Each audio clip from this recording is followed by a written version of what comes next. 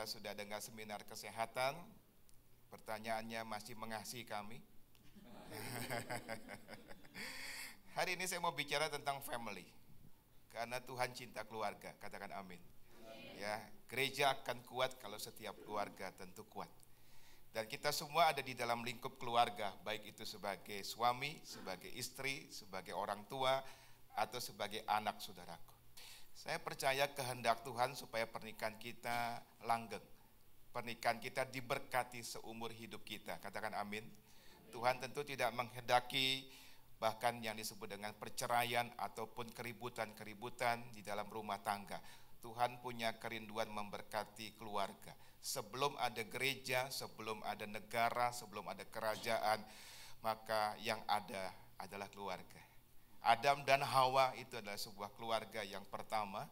Dan saudara-saudaraku, nanti ya ketika langit dan bumi ini lenyap dan kita akan ada di dalam zaman kerajaan 1000 tahun damai, dan setelah itu maka kita akan memasuki juga keluarga baru di mana kita sebagai gereja Tuhan adalah mempelai wanita akan disandingkan dengan mempelai pria adalah Kristus, katakan amin. Jadi Alkitab ini banyak berisi tentang keluarga, saudaraku. Tetapi kita hari ini mau belajar ada beberapa faktor yang bisa menyebabkan saudaraku keluarga kita ini terganggu. Baik secara hubungan, baik secara berkat Tuhan tidak bisa hadir dengan lengkap dalam hidup kita. Saya sebutnya sebagai para pembunuh pernikahan. Hal-hal yang harus kita waspadai, hal-hal yang harus kita cermati. Karena kalau kita, saudaraku, dalam hal ini kita tidak bisa kendalikan, maka ya ada banyak hal yang bisa menghambat keluarga kita. Yang pertama, saya mau bicara tentang uang. Semua keluarga butuh uang, katakan amin. Semua kita butuh uang.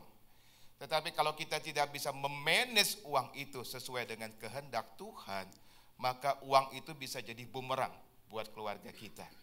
Saudaraku, saya pelajari di dalam Alkitab, saudaraku, ternyata ada lebih dari 2000 ayat di dalam Alkitab tentang uang. Jadi saya perhatikan bahwa ternyata Tuhan Yesus banyak sekali bicara tentang uang. Waktu dia di dunia ini, dia sering ngajar, dia sering khotbah. Tahukah saudaraku, topik pertama yang sering kali dia ajarkan adalah tentang hati. Jadi saudaraku, topik hati itulah topik yang paling sering Tuhan Yesus khotbahkan. Tapi yang kedua adalah tentang uang. Jadi oleh karena itu saya perhatikan betapa Tuhan Yesus, saudaraku, sangat memperhatikan pelajaran tentang uang. 2/3 perumpamaan tentang Tuhan Yesus adalah uang. Yang menarik, saudaraku, mari kita perhatikan ayat pertama kita dalam Lukas 16 ayat yang ke-11.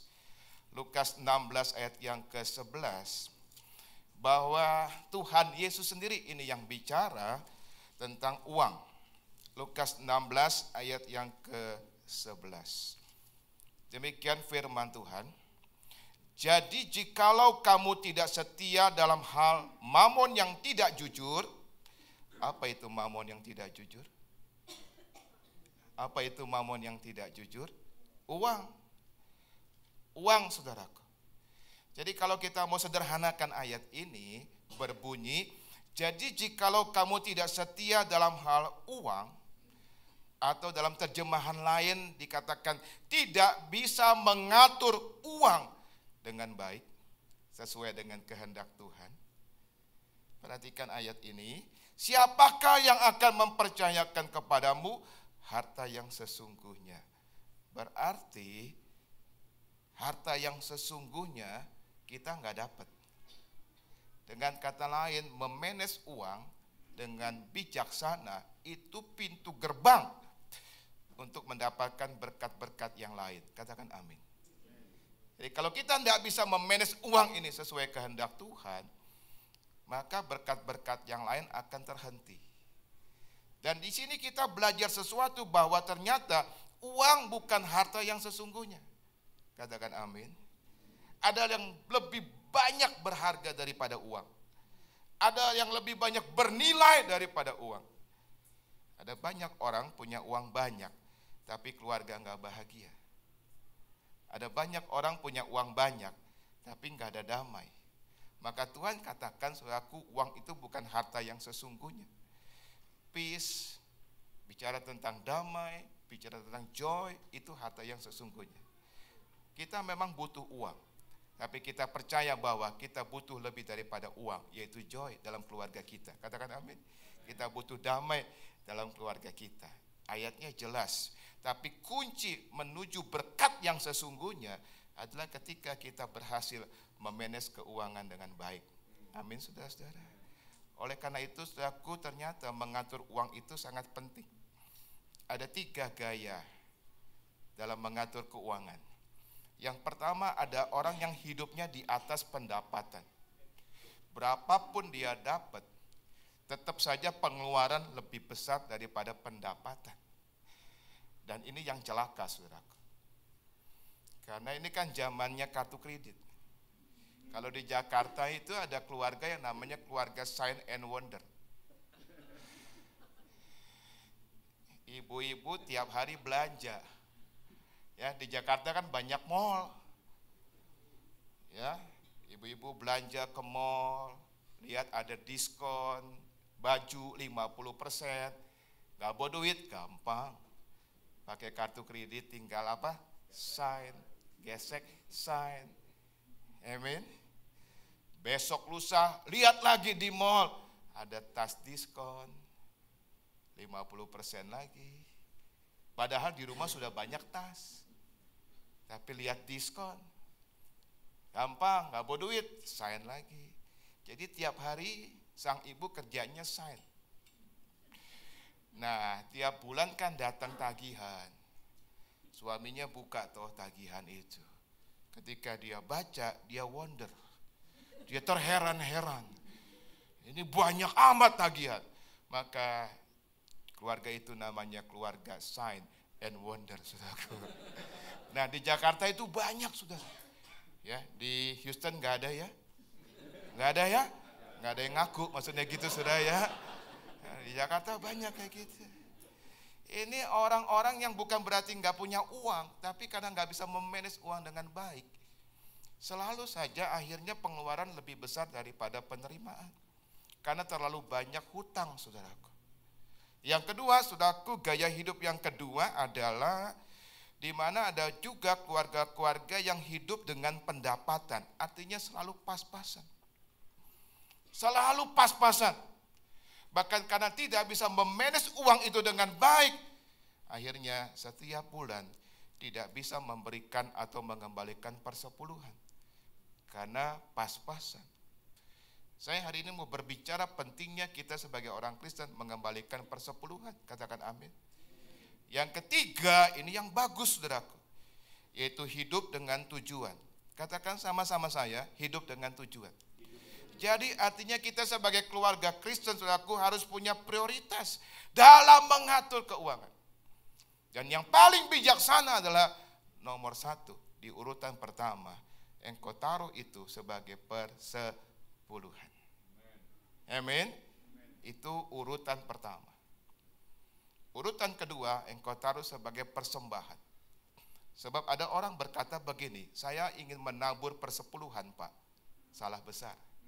Persepuluhan itu bukan urusan taburan. Persepuluhan itu urusannya kembalikan kepada Tuhan. Katakan amin. Karena 10% itu sungguh-sungguh milik Tuhan, yang harus kita kembalikan kepada Tuhan. Bahkan kalau kita mau bicara jujur, 100% uang kita semua pun milik Tuhan. Yang harus kita benar-benar manage dengan bijaksana.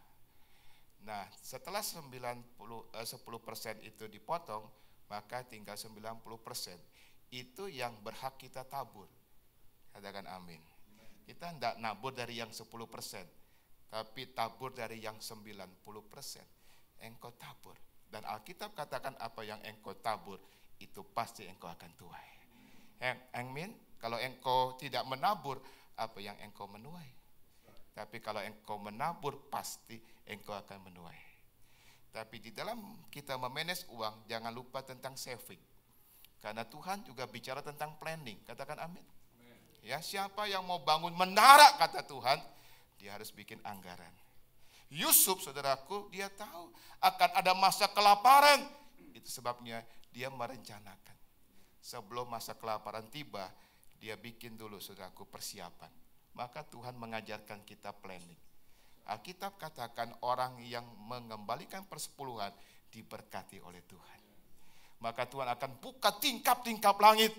Kita nggak baca deh ayatnya, sudah tahu ya, kita Maliaki. Dan Tuhan akan curahkan berkat. Dalam bahasa Indonesia dikatakan berkelimpahan. Katakan sama-sama berkelimpahan. Tapi saya baca dalam bahasa Ibraninya, saudaraku, maka dikatakan bukan hanya berkelimpahan, sampai engkau dan saya tidak bisa menampung berkat Tuhan. Haleluya. Luar biasa bukan? Kalau kita mengembalikan persepuluhan, maka Tuhan akan berkati kita sampai kita nggak bisa nampung berkat Tuhan. Wow, luar biasa. Saya pikir-pikir waktu itu ketika belajar ini, berkat apa yang kita nggak bisa tampung? Saya pikir apa ini Tuhan? Saya tanya sama saudaraku, kalau uang saudara bisa nampung nggak? Hari ini saudara saya kasih 1 miliar rupiah, kira-kira saudara bisa tampung? Bisa nampung nggak? Bisa? Oh bisa Pak Bunadi, gampang. Saya deposito saja, betul kan ya? Hari ini saya kasih engkau 5 miliar, bisa nampung? Bisa? Yang benar, bisa nampung? Wah, di sini ada jago nampung semua rupanya saudara. Mau kasih berapapun engkau akan berkata, saya bisa tampung Pak. Kalau uang. Tapi Alkitab katakan orang yang mengembalikan persepuluhan, sampai saudara dan saya nggak bisa tampung. Itu bukan lagi bicara uang, itu bicara hadirat Tuhan. Katakan amin. Itu bicara joy, itu bicara peace. Makanya saudaraku, kalau kita taat kepada Tuhan, maka Tuhan buka tingkap langit. Saya percaya bukan hanya soal uang, tapi akan Tuhan berkati kita dengan hadiratnya. Rumah tangga kita akan diberkati luar biasa. Kalau kita sungguh-sungguh mau mengembalikan persepuluhan. Jadi yang pertama, saudaraku, saya mau berbicara tentang uang. Managelah uang dengan baik. Bukan berarti kita nggak punya uang, tapi terlalu banyak keinginan. Kita nggak bisa mengendalikan diri kita sehingga kita tidak bisa memanage uang ini dengan baik. Taruh di nomor pertama persepuluhan. Jangan pernah lupa itu. Kembalikan kepada Tuhan. Maka Tuhan berkata, ujilah aku. Luar biasa bukan? Dalam hal ini Tuhan sepertinya menantang kita. Uji aku. Masa aku nggak berkati engkau? Haleluya.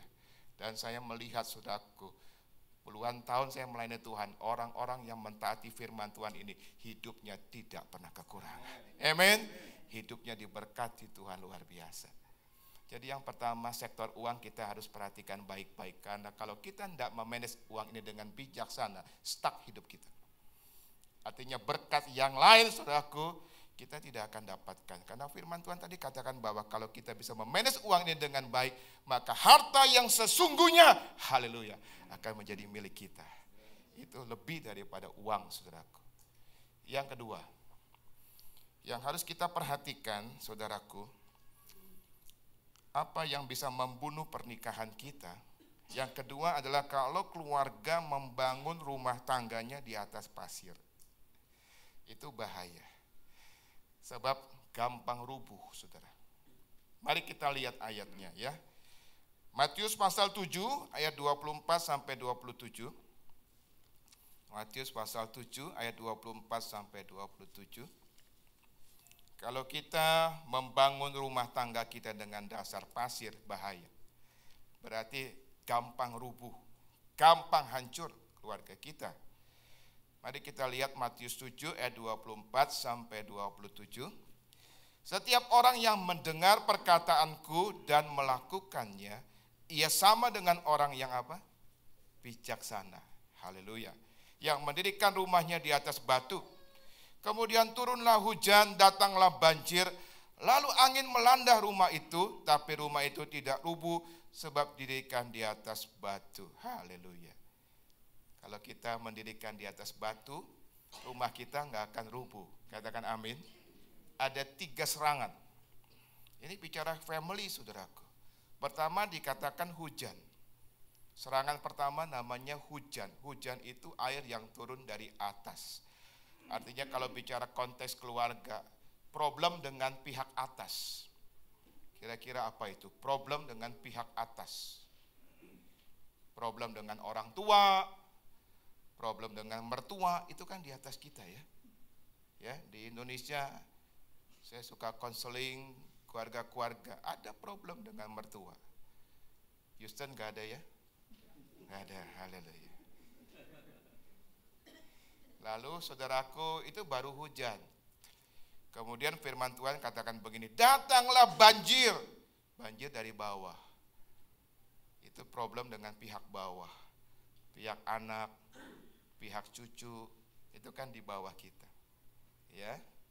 Lalu dikatakan apa saudaraku? Angin. Angin dari samping. Itu problem yang sejajar.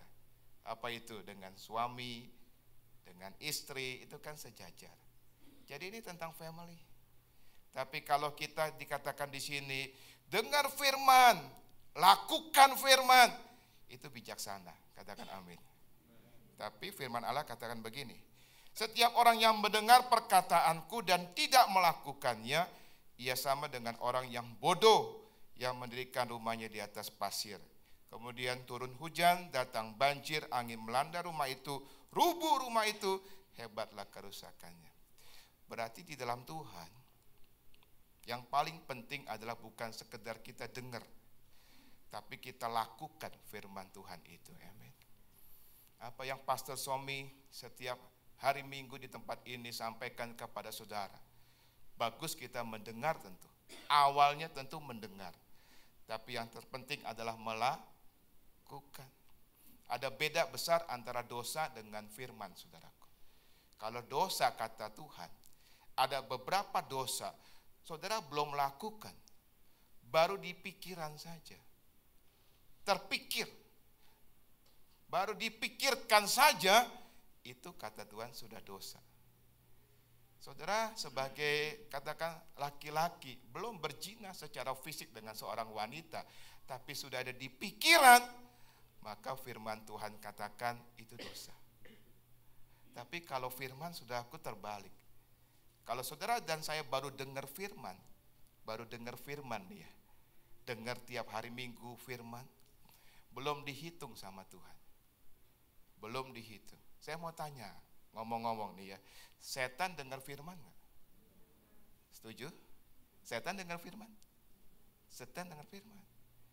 Jadi kalau ada orang Kristen yang cuma dengar-dengar firman, tidak melakukan, dia mirip dengan coba katakan kiri kanan, rasanya saya nggak mirip sama setan. Katakan amin. Haleluya. Jadi kalau kita cuma dengar, oh firman Pastor Somi bagus, tapi kita nggak pernah melakukan, bahaya saudaraku. Karena saudaraku kita sedang mendirikan rumah di atas pasir, bukan di atas batu. Tapi kalau saudara mendengar firman dan ada komitmen, saya mau lakukan firman itu. Maka engkau sedang mendirikan rumah tanggamu itu bukan dengan dasar apa? Pasir lagi. Tapi dengan dasar batu yang solid. Jadi katakan sama-sama saya, pentingnya ketaatan. Saudara setuju? Pentingnya ketaatan. Saudara, siapa sih keluarga yang ingin diberkati Tuhan? Coba angkat tangan tinggi-tinggi. Haleluya, kalau berkat cepat ya saudara ya. Tetapi saudaraku memang saya baca di Alkitab Tuhan rindu memberkati kita. Tapi dengarkan statement ini saudaraku, supaya kita bertumbuh ke next level. Bahwa Allah itu hanya melindungi dan memberkati kita dalam bidang-bidang di mana kita berusaha taat. Saya ulangi supaya kita jangan salah nangkap. Bahwa Allah hanya melindungi dan memberkati kita dalam bidang-bidang di mana kita taat. Dalam bidang-bidang lain di mana Allah tidak dipatuhi, firman Tuhannya tidak ditaati, maka tidak ada perlindungan dan berkat. Jadi kalau secara general memang Allah melindungi dan memberkati kita. Tapi kalau kita lihat di dalam Alkitab bahwa Allah hanya melindungi dalam bidang-bidang di mana kita taat. Dalam bidang-bidang di mana kita tidak taat, Allah tidak memberkati kita, saudaraku. Saya ambil contoh. Daud itu disebut orang yang berkenan di hatinya Tuhan, katakan amin. Tetapi dia juga manusia biasa seperti kita yang ada kekurangan, yang ada kelemahan. Saudara tahu kenapa Daud selalu menang perang? Dimanapun dia berperang, saudaraku, dia menang. Luar biasa. Dia menghadapi musuh-musuhnya nggak pernah kalah, dia menang. Kalau kita pelajari kenapa? Karena dia taat dengan hukum yang namanya hukum perang. Di Alkitab diajarkan tentang hukum perang.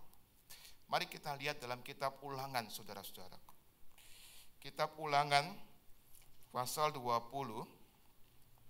Kitab Ulangan pasal 20 ada yang disebut hukum perang, saudaraku.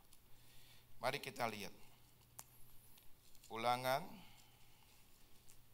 pasal 20. Maka ada yang disebut di situ tentang hukum perang. Demikian firman Tuhan. Ulangan pasal 20 ya, dari ayat 1 kita nggak baca ayatnya panjang, tetapi judulnya adalah hukum perang. Katakan sama-sama, hukum perang. Jadi saudaraku, Daud baca hukum perang ini dengan seksama, dia taati hukum perang ini, sehingga dimanapun dia perang, haleluya, Tuhan berkati. Dan dia tidak pernah kalah. Tapi ternyata ada hukum lain yang dia langgar. Ada hukum lain yang dia langgar. Mari baca Ulangan 17. Kitab Ulangan pasal 17. Ya, kita lihat di dalam ayat yang ke-17. Kalau saudara perhatikan dari ayat 14, Ulangan 17 ayat 14, maka ternyata ada hukum tentang raja.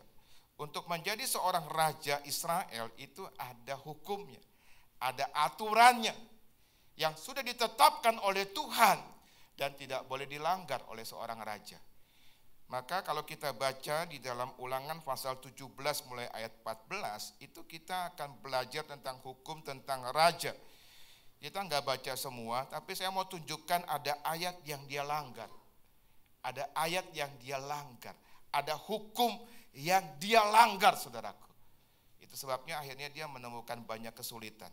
Ayat 17. Inilah yang dia langgar. Ayat 17. Juga janganlah ia mempunyai banyak istri, supaya hatinya jangan menyimpang. Emas dan perak pun janganlah ia kumpulkan terlalu banyak. Dia baca hukum ini, tapi dia langgar. Saudara tahu Daud itu istrinya banyak. Udah banyak istri, masih aja ngintip orang mandi, saudara.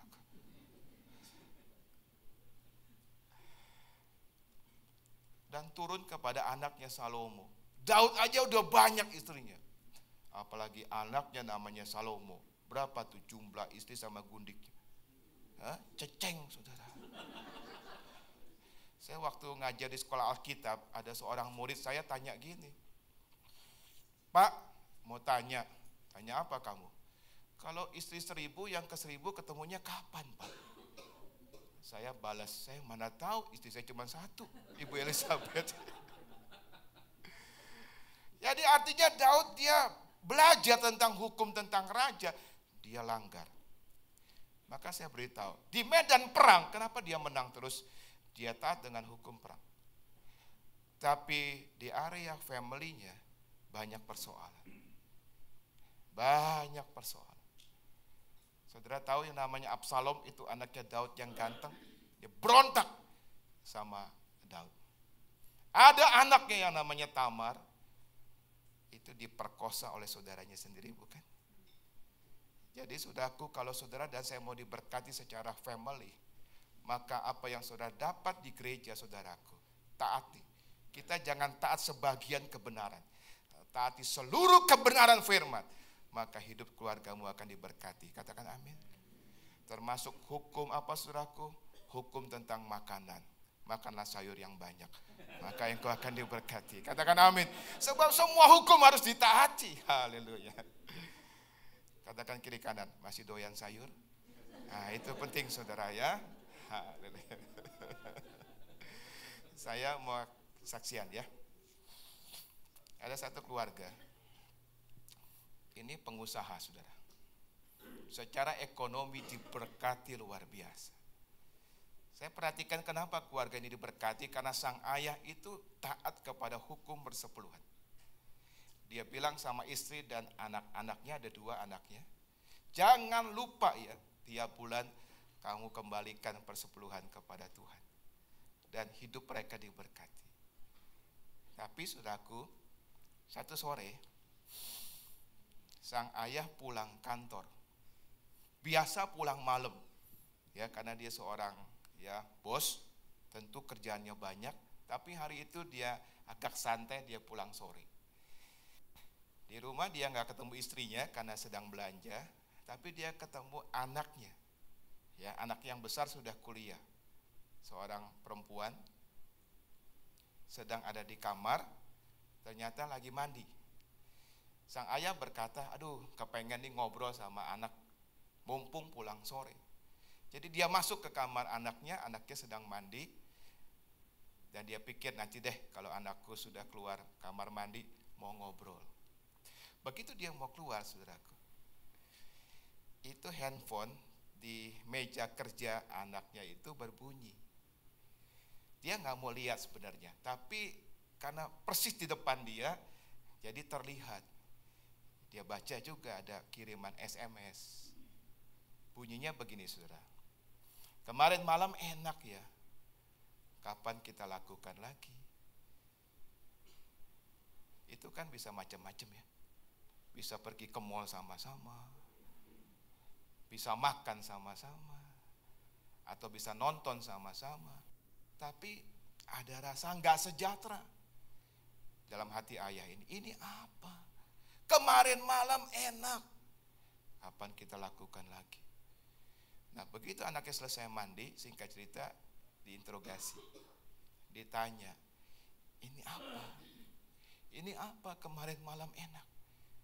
Akhirnya singkat cerita dia ngaku, saudaraku, ini bukan makan bakso sama-sama, ini bukan ke mall sama-sama, tapi ini sudah bicara hubungan suami istri dengan teman kuliahnya. Kaget sang ayah, saking kagetnya tidak bisa kendalikan tangannya, dia tampar, dia pukul anaknya saudara. Tapi anaknya nggak takut, anaknya malah menatap ayahnya. Dengan berani dia berkata, ayah berani-beranian tampar aku, munafik. Begitu saudaraku. Mama udah cerita sama aku. Memang papa ancam mama tidak boleh cerita, tapi mama sudah cerita bahwa papa main gila sama sekretaris papa. Munafik papa. Wah anak itu saudaraku sampai luka. Sampai saudaraku dia tinggalkan rumah. Dicari berapa hari baru ketemu. Akhirnya terjadi pemulihan sih. Tapi ada harga yang mesti dibayar. Di sini kita belajar sesuatu. Di area ekonomi nggak ada persoalan. Kenapa? Sang ayah ini taat dengan hukum-hukum keuangan. Tapi ternyata di area menjaga kekudusan rumah tangganya dia gagal. Menjaga kekudusan pernikahannya dia gagal. Sehingga di area ini saudaraku ada lubang di mana iblis bisa masuk. Oleh karena itu saudaraku, kalau kita mau taat, Alkitab katakan, taati seluruh kebenaran firman Tuhan. Katakan amin. Jangan beri celah kepada iblis dalam segala aspek. Maka janji Tuhan, ya dan amin. Hidup keluarga kita akan diberkati luar biasa. Katakan amin. Jadi semua aspek ya harus kita taati. Itu yang kedua. Yang ketiga saudaraku, ini juga bisa menjadi pembunuh pernikahan kalau kita nggak hati-hati. Yang ketiga adalah di mana suami istri tidak menjalankan fungsinya sesuai firman Tuhan. Jadi suami biarlah menjalankan fungsinya dengan benar, istri menjalankan fungsinya dengan benar. Katakan amin. Jangan terbalik saudaraku. Nanti berkat Tuhan tidak akan turun. Di dalam perjanjian lama diperintahkan Tuhan bikin kemah sembahyang. Dan Tuhan berkata, hei Musa, perhatikan baik-baik, ukurannya harus tepat, bahannya harus tepat, peletakannya harus tepat, tidak boleh melanggar. Dan Musa melakukannya. Maka ketika semuanya sudah selesai, bahannya sesuai kehendak Tuhan, ukurannya sesuai kehendak Tuhan, semua sesuai kehendak Tuhan, maka Alkitab katakan ketika ditahbiskan, kemuliaan Allah turun atas kemah sembahyang itu, dan imam-imam tidak tahan berdiri. Katakan amin. Kemah sembahyang itu keluarga. Kalau saudara dan saya menata keluarga kita, suami istri, sesuai kehendak Tuhan, akan turun luar biasa. Katakan amin. Ada sebabnya mari kita mau belajar tentang fungsi suami dan fungsi istri. Fungsi suami, saudaraku, yang pertama adalah suami itu sebagai imam. Katakan sama-sama saya, imam. Jadi fungsi imam itu berdoa. Jadi sesibuk-sibuknya suami memang dia harus punya doa. Entah itu doa pagi, doa siang, doa malam, terserah. Tapi dia harus berdoa untuk keluarganya. Ingat Ayub, pagi-pagi benar dia bangun, dia berdoa untuk keluarganya. Jadi salah besar kalau tugas doa hanya diserahkan kepada istri. Sebab di Jakarta ada tuh saudaraku, ya, suami-suami yang titip doa sama istri. Mah mau kemana mah? Jam doa di gereja, titip dong. Haleluya. Emang mamanya atau istrinya tempat penitipan barang. Nah, suami harus jadi imam. Imam tugasnya berdoa. Doakan siapa? Doakan keluarga. Katakan amin. Yang kedua, suami harus jadi nabi. Nabi itu tugasnya adalah dia dapat firman dari Tuhan, dia menyampaikan. Jadi suami itu saudaraku harus menyampaikan firman di rumah. Saya mendorong setiap kita punya mesbah keluarga di dalam rumah tangga kita, apalagi saudara yang anak-anaknya masih kecil-kecil.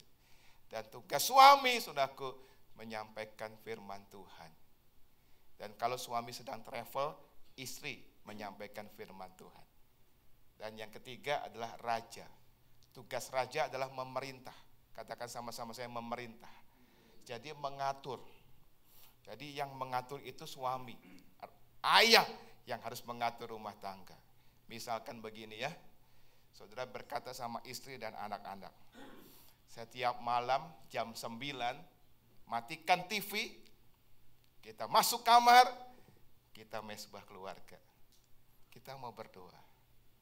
Nah, yang menetapkan itu suami, yang menetapkan itu ayah. Jadi anak-anak harus nurut, istri harus taat, karena suami sebagai raja yang memutuskan. Jadi jam 9, sesibuk apapun semua harus masuk kamar, mesbah keluarga. Jangan begini saudaraku, anaknya lagi nonton jam 9. Wah, TV bagus acaranya. Di sini TV acara apa ya? Hah? Kalau di Indo tuh banyak sekali tuh sinetron-sinetron. Wah, lagi nonton anaknya. Papanya bilang jam 9 nonton, stop. Masuk kamar, mesbah keluarga. Si anak bilang, "Pi tunggu Pi, lagi bagus filmnya, tuh lihat aja." Papinya lihat saudaraku. Bener juga, bagus. Duduk di sebelahnya. Itu mah bukan raja, itu prajurit. Jadi saudaraku, itu tugas daripada suami adalah pertama, dia imam, dia berdoa. Yang kedua menyampaikan firman. Yang ketiga adalah sebagai raja. Dan yang keempat dia sebagai gembala. Katakan sama-sama saya, gembala. Gembala itu artinya saudaraku melindungi keluarga. Ya. Sayang kita tidak ada waktu banyak. Saya mau cerita ada banyak kejadian di Alkitab. Anak-anak yang tidak digembalai dengan baik oleh orang tuanya, khususnya ayahnya, itu problem besar. Saudara pernah baca Timotius? Timotius itu hidupnya penuh ketakutan. Takut, saudaraku. Sampai dia sudah jadi hamba Tuhan, dia ketakutan. Maka akhirnya ketemu Paulus, dan Paulus berkata begini, Allah tidak berikan kepadamu roh ketakutan Timotius, tapi roh kasih, kuasa, ketertiban. Kenapa sebenarnya Timotius takut, saudaraku? Karena ternyata masalah keluarga. Timotius punya ibu orang Yahudi. Namanya siapa ingat? Ada Lois dan neneknya siapa? Eunike. Tapi sudah perhatikan, tidak pernah disebut nama ayahnya, bukan? Ayahnya seorang Yunani dan tidak percaya kepada Tuhan Yesus. Jadi keluarga ini problem. Dan yang lebih problem lagi, ayahnya itu seorang pelaut. Jadi saudaraku, sudah orang Yunani tidak percaya kepada Yesus, sejarah menceritakan dia seorang pelaut. Seorang pelaut, saudaraku, jarang di rumah, bukan? Bertahun-tahun bahkan ada di luar. Jadi Timotius itu kasihan. Sejak kecil nggak pernah, saudaraku, ngalami yang namanya kasih sayang seorang ayah. Dia tidak pernah mengalami pengembalaan ayahnya. Makanya yang mendidik dia cuma dua, ibunya dan neneknya, Lois dan Eunike. Maka apa yang terjadi, saudaraku? Ada ketakutan. Sebab saudaraku, saya pernah satu hari makan siang dengan seorang hamba Tuhan, pakar anak. Dia bilang begini, dan saya kira betul juga. Pak Bunadi, perhatikan, anak-anak usia di bawah 12 tahun, kalau misalkan dia mimpi buruk, siapa di sini yang masih punya anak di bawah 12 tahun? Coba bisa angkat tangan. Nah, perhatikan saudara, kalau dia mimpi buruk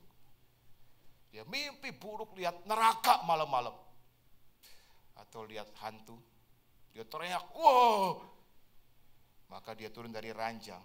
Yang paling bagus, itu ideal, itu keluarga ideal. Anak ini akan lari, nyamperin papanya. Karena tahukah saudaraku, papa itu gembala, pelindung dalam keluarga. Katakan amin. Maka papanya akan dekap dia dan berkata, nak, gak usah takut, ada Tuhan Yesus. Ayo papa anterin lagi ke kamar. Didoakan dan anak itu akan tidur pules. Anak itu akan tumbuh dengan rasa aman karena dia punya papa sebagai gembala.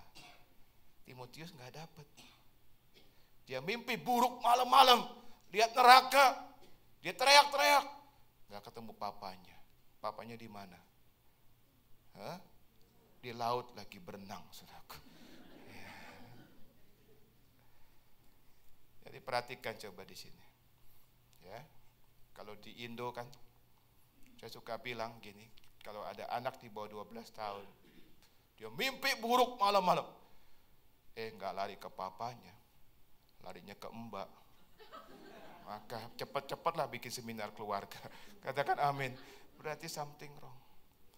Nah, saudaraku, itu fungsi suami. Jadi sebagai pertama imam, nabi, raja, dan gembala.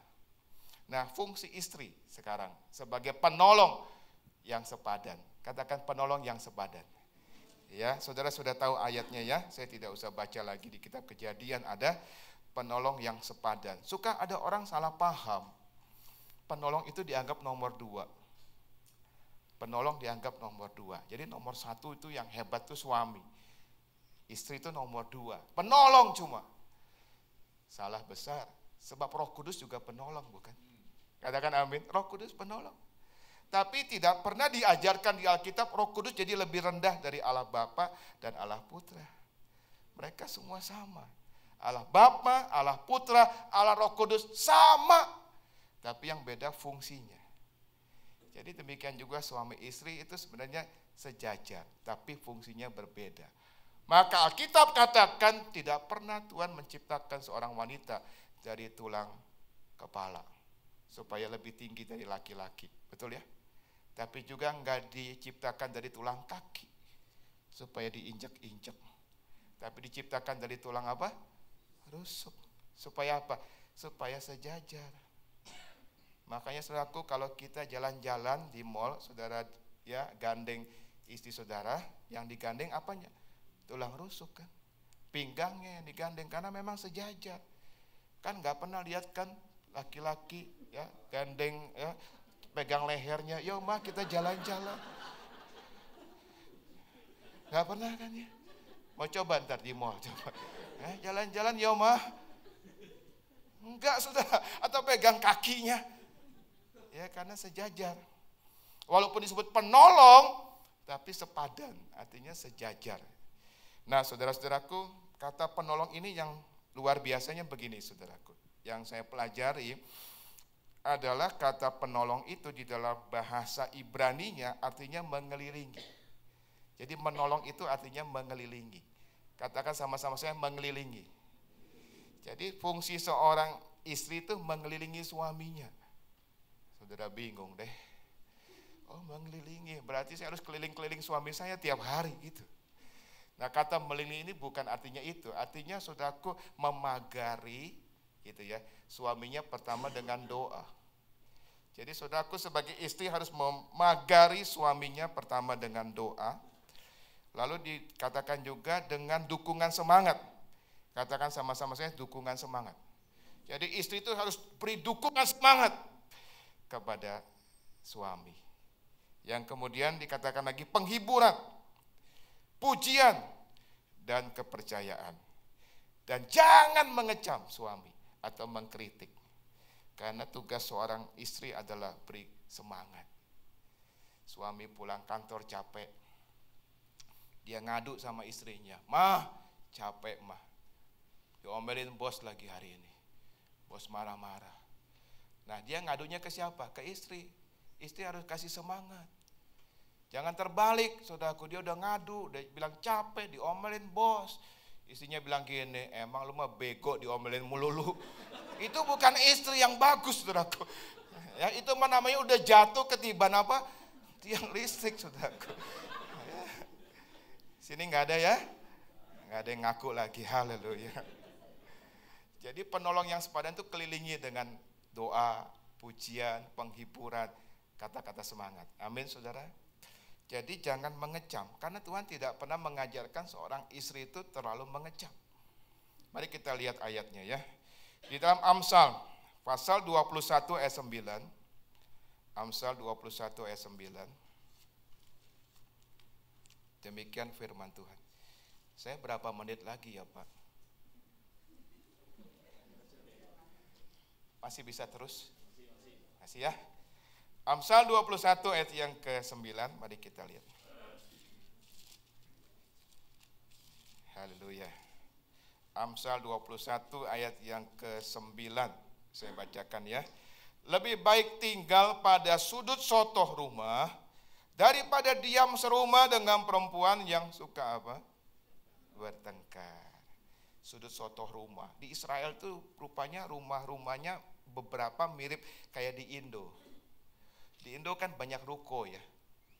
Ruko-ruko itu kalau di atas itu bukan genteng saudara. Tapi yang kita sebut dak ya. Saudara ngerti ya?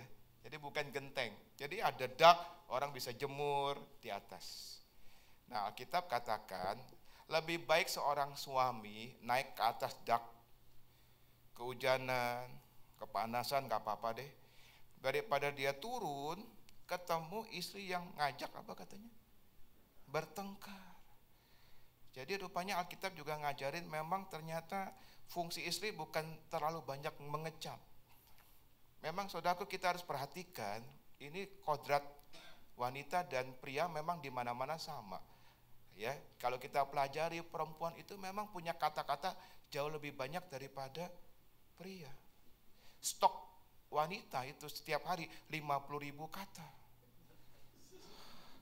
Stok laki-laki 25.000. Nah, jadi memang perempuan kodratnya lebih banyak ngomong daripada laki-laki. Itu di Indo begitu, di Houston terbalik kali ya. Hah? Haleluya. Nah, oleh karena itu aku yang 50.000 ini harus digunakan dengan bijaksana. Jangan mengecam saudaraku. Di dunia militer ada yang namanya senapan AK. Itu lain dengan pistol. Kalau pistol sekali tembak, dor, udah dia diem. Tapi kalau AK itu saudaraku nggak gitu. Itu AK saudara.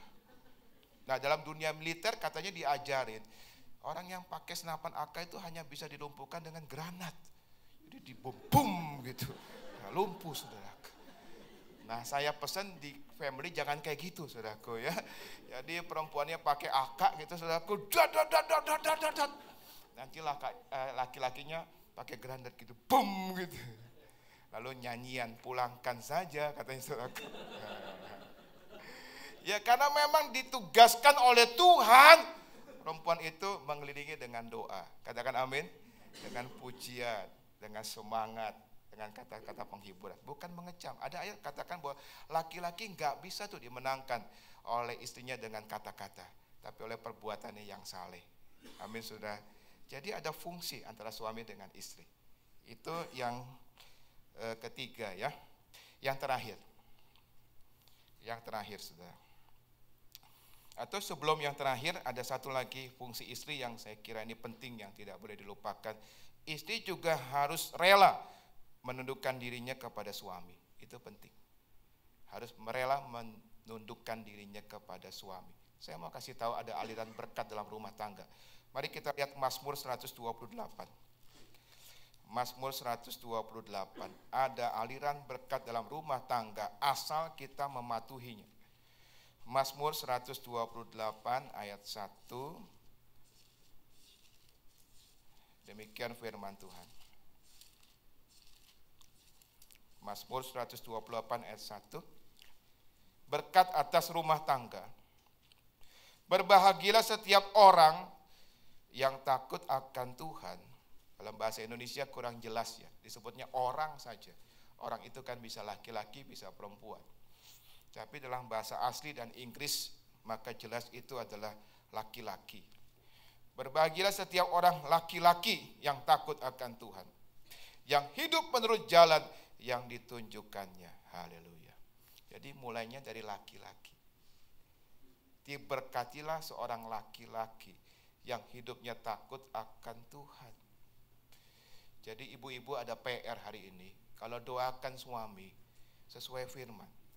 Jangan doakan suami begini, Tuhan berkati suamiku supaya kaya.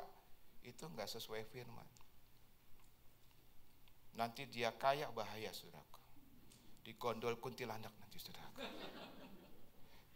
Doanya begini harusnya. Tuhan berkati suamiku kaya dan takut akan Tuhan. Katakan amin.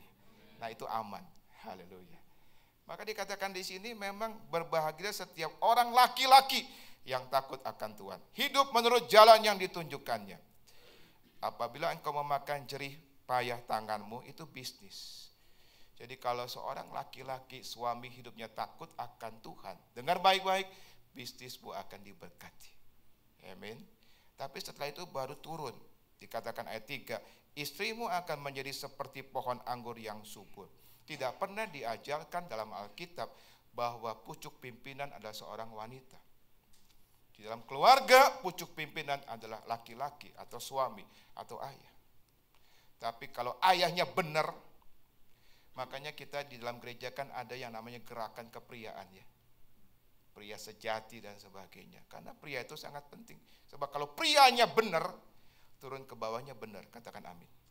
Tapi kalau prianya enggak benar, bahaya sudah. Turun ke bawahnya pun enggak benar nanti. Maka dikatakan ayat 3, istrimu akan menjadi seperti pohon anggur yang subur di dalam rumahmu dan anak-anakmu seperti tunas pohon zaitun sekeliling mejamu. Baru setelah itu turun kepada istri, baru turun kepada anak-anak.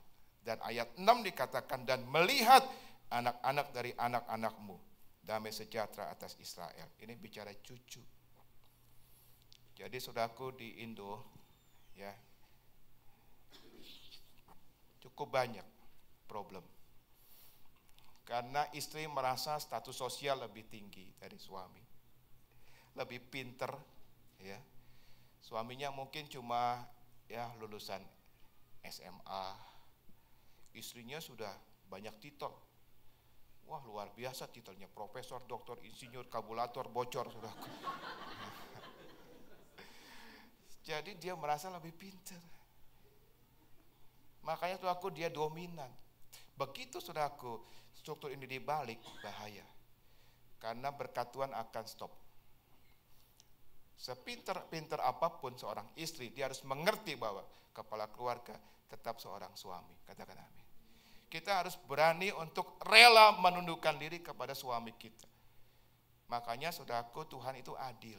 Kalau saya bilang, istri diajarkan untuk tunduk kepada suami. Tapi suami juga ada pelajaran. supaya balance, supaya seimbang. Mari kita lihat 1 Petrus 3. 1 Petrus pasal 3, saudaraku.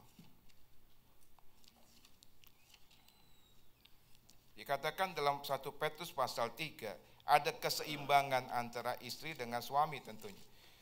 Supaya dua-duanya kita bisa belajar. 1 Petrus pasal 3, ayat yang pertama demikian. 1 Petrus 3 ayat 1, demikian juga hai kamu istri-istri, tunduklah kepada suamimu, supaya jika ada di antara mereka yang tidak taat kepada firman, mereka juga tanpa perkataan dimenangkan oleh kelakuan istrinya. Jadi fungsi istri tunduk kepada suami. Tetapi ayat yang ke-7 saya lihat, saudaraku, Tuhan itu adil. Maka dikatakan dalam ayat 7 demikian. Demikian juga hai kamu suami-suami, hiduplah saudaraku? Bijaksana dengan istrimu sebagai kaum yang lebih lemah, hormati mereka sebagai teman pewaris dan kasih karunia, yaitu kehidupan, supaya doamu jangan terhalang. Di satu sisi istri harus tunduk kepada suami, tapi di sisi yang lain suami harus bijaksana kepada istri. Saya kira kita sepakat ya, istri-istri akan lebih bisa tunduk kepada suami yang bijaksana. Katakan amin. Pasti, saudara. Jadi ada dua belah pihak yang harus bertumbuh. Nah, yang terakhir sebelum kita berdoa. Ini juga bisa jadi masalah, saudaraku. Yaitu kalau di dalam keluarga itu ada kesombongan. Kesombongan di sini artinya tidak mau mengaku salah. Artinya terlalu egois. Suami yang egois atau istri yang egois yang susah sekali mengaku salah atau bilang sorry kepada pasangannya. Itu pun bahaya, saudaraku. Saudara harus perhatikan, masalah terbesar dalam hidup manusia itu adalah ego, bukan setan. Ya, bukan setan. Setan udah dikalahkan oleh Tuhan Yesus. Jangan pernah bilang setan masalah terbesar. Pekerjaan iblis sudah dihancurkan 2000 tahun yang lalu, katakan amin. Masalah terbesar itu ego kita. Ada seorang pendeta, pelayanan pelepasan. Itu mantan dukun yang dilepaskan. Pastor Somi sampai ada 40 roh jahat. Jadi pendeta ini memang punya roh karunia membedakan rohnya tuh luar biasa. Jadi dia bisa mendeteksi ini ada 40 roh jahat. Pelayanan pelepasan, didoakan satu-satu. Dalam nama Yesus keluar. Keluar, satu demi satu keluar. 39 keluar. Jadi dari 40, 39 keluar tinggal berapa? Tinggal satu. Yang susah ini. Udah didoakan, ditongking, saudaraku. Ya dikucek-kucek palanya, saudaraku, enggak keluar. Manifestasi. Akhirnya bisa ngomong. Ngomongnya gini. Pak Pendeta, jadi roh jahatnya itu ngomong pakai mulut orang itu. Pak Pendeta, aku sih kepengen keluar. Tapi orang tempat aku tinggal yang gak kepengen aku keluar. Jadi persoalannya di setannya apa orangnya, saudaraku? Orangnya, saudaraku. Ya, saya suka kesian sama setan, disalahin melulu, saudaraku. Padahal kesalahan bukan di setan. Ya, di sini ada yang setan. Gak ada ya. Kesalahan bukan di setan, saudaraku, tapi di orang, ya, di ego kita, ya, amin. Nah, saudaraku, kalau di dalam keluarga ada kesombongan, artinya suami istri tidak, ya, punya kesediaan mengaku salah, maka itu bahaya. Saudara tahu masalah ego itu memang masalah, ya, dosa manusia. Udah orang egois, yang saya perhatikan adalah lebih parah lagi begini. Udah susah ngaku salah, nyalain orang lagi. Nah itu sudah double tuh, saudaraku. Udah susah nih yang ngaku salah, nyalain orang. Itu dosa di Taman Eden itu. Taman Eden begitu kan. Tuhan ngomong sama siapa? Adam salahkan siapa? Hawa. Tuhan ngomong sama Hawa salahkan siapa? Ular. Tuhan ngomong sama ular salahkan siapa? Enggak ada ayatnya, saudaraku, ya. Itu dosa manusia. Jadi udah susah ngaku salah karena ego, kesombongan, saudaraku. Udah gitu cenderung nyalakan orang. Jadi saudaraku ada binatang tuh yang laku keras. Namanya kambing hitam, saudaraku. Ya. Wah, laku sekali saudaraku. Tapi ayatnya bilang gini saudaraku. Saya belajar saudaraku. Terus terang dalam hal ini saya belajar banyak dari istri saya, Ibu Elizabeth. Saya belajar. Ya, saya dibesarkan dalam lingkungan sebagai orang-orang yang harga dirinya terlalu keras, terlalu tinggi. Susah sekali dulu saya ngaku salah. Tapi saya beruntung saya punya istri Ibu Elizabeth. Ya, dia adalah seorang yang ya gampang sekali bilang sorry. Tapi harus dua belah pihak, bukan? Katakan amin. Karakter itu transfer. Jangan pernah mengharap orang lain berubah kalau kita nggak berubah dulu. Amin. Ya, saya belajar banyak. Akhirnya saya pun juga terus merubah diri saya. Karena harus dua belah pihak. Karena kalau keluargamu mau sembuh, keluargamu mau diberkati Tuhan, dua belah pihak harus punya kerendahan hati. Amin. Jangan satu pihak. Maka ada ayat yang bagus, saudaraku. Mari kita lihat Yakobus pasal 5 ayat 16. Yakobus pasal 5 ayat 16. Demikian firman Tuhan. Yakobus pasal 5 ayat 16. Demikian bunyinya. Karena itu hendaklah kamu saling mengaku dosamu. Saling mengaku dosa ini bukan hanya kepada Tuhan, tapi antar sesama. Kalau konteks suami istri artinya ini suami istri, maka dikatakan di sini, karena itu hendaklah kamu saling mengaku dosamu dan saling mendoakan. Rupanya ada PR di dalam keluarga. Banyak kita mungkin cuma saling mendoakan. Ayo kita saling doakan, saling kuatkan. Tapi Tuhan bilang tidak, harus ada dua.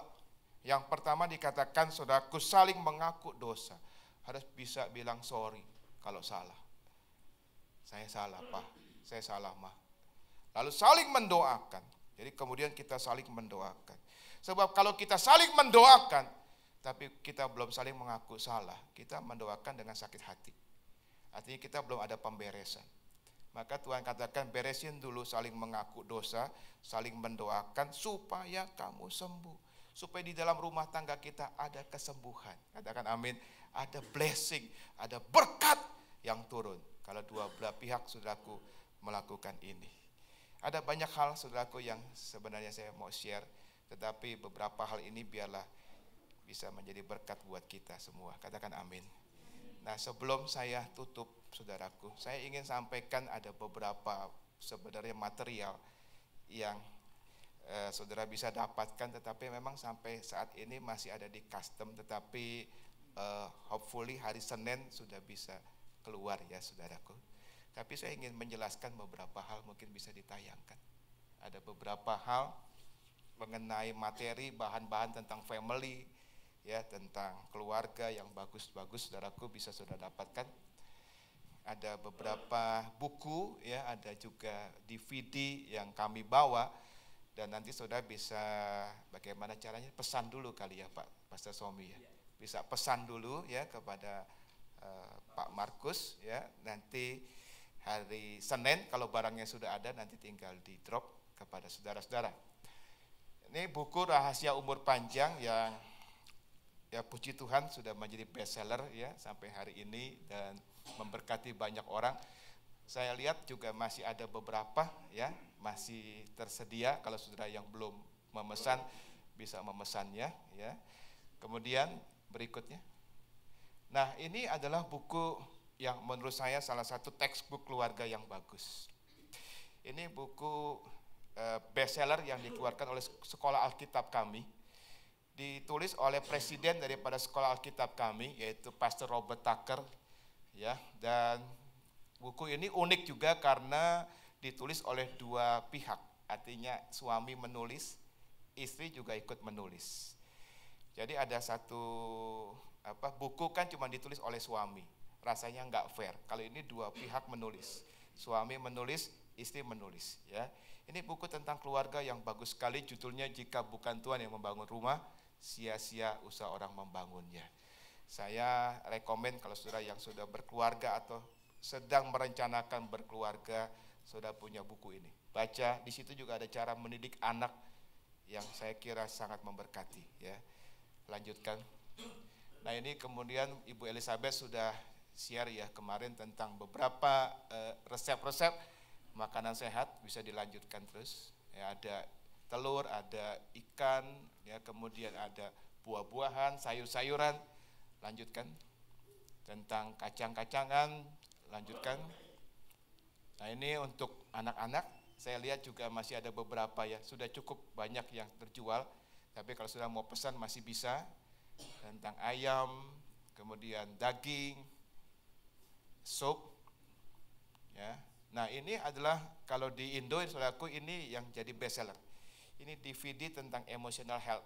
Jadi banyak hal, termasuk yang kemarin diseminarkan ada di DVD ini tentang love and sex, ya, food, love and sex, ya, tentang brain power yang beberapa saudara sudah dengar. Kalau sudah mau komplitnya ada di binder ini, isinya 11 disk, saudara bisa pesan, lanjutkan. Nah ini binder yang mula-mula, artinya kalau sudah ingin belajar dari awal, saudara bisa beli tentang rahasia umur panjang. Jadi kombinasi antara buku dengan binder, ya, karena tidak semua ada di buku, tapi juga ada di DVD, di mana Ibu Elizabeth banyak menjelaskan yang lain. Ada beberapa khotbah-khotbah saya, ini tentang 4 dimensi kasih Allah, lanjutkan. Tentang pertumbuhan rohani, bagaimana sudah bisa menjadi orang Kristen yang kuat, ya, karena kita hidup di akhir zaman ini. Lanjutkan tentang memiliki pikiran Kristus. Ini juga salah satu yang best seller karena ternyata problem kita, saudaraku, saat ini ternyata bukan setan, tapi di masalah ego. Dan salah satu problem kita juga adalah di sini. Jadi saya banyak di sini mengajarkan bagaimana kita bisa mengalami pembaruan pikiran. Saudara, kalau yang ada masalah dalam hal ini bisa juga membelinya. Lanjutkan. Memenangkan badai kehidupan, saudara yang sedang bergumul dalam masalah-masalah kehidupan juga bisa memesannya, teruskan. Nah ini adalah perjalanan menuju kemuliaan kalau saudara ingin belajar secara lengkap mengenai pertumbuhan rohani. Jadi saudaraku, kita kalau bertumbuh rohani enggak instan, bukan? Ya, step by step. Jadi di sini saya bicara tentang bagaimana step by step seorang Kristen bisa bertumbuh. Dari bayi sampai kita menjadi dewasa. Karena Tuhan tidak ingin kita menikah dengan bayi. Tuhan tidak ingin menikah dengan bayi, tapi Tuhan ingin menikah